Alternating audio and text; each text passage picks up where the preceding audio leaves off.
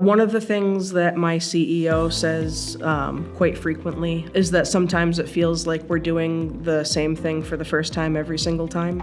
With building an automation, you have a set thing that's never going to change unless you go in and change it. You know, things are going to be done the exact same way every single time. And that's what we really need is that consistency to be able to say, okay, this is what we're doing. We know how it's configured. We know this is the way that it's going to be set up. So right now we have a bunch of automations set up to do things like reinstalling our RMM agent, which does not support automations at this point in time from third-party sources. You know, I feed it a list of devices, it goes out and it searches for those devices and it reinstalls the agent for me. And it's all through Rewst.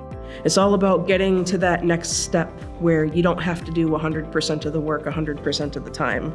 You know, if I have to go and remediate 10% of devices, that's still just 90% that I didn't have to do. The only guaranteed thing is that things will change. Being able to set a consistent pattern for things and just know if it deviates from this, something changed that we have to go remediate.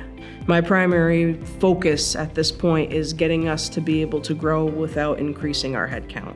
You know, we need to be able to support more endpoints, do more things, onboard more users without increasing the spend that we have already on our technicians.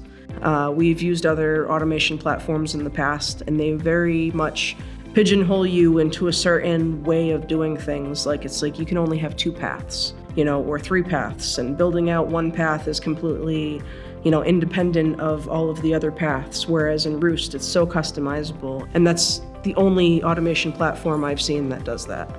So it's extremely powerful, and I really enjoy using it. If I could be in it all day working, I would. I think that it has definitely set some heads spinning, because sometimes when people just don't have that automation mindset, seeing something like Rewst, it's like magic to them. It's like they just don't understand that these kinds of things are possible.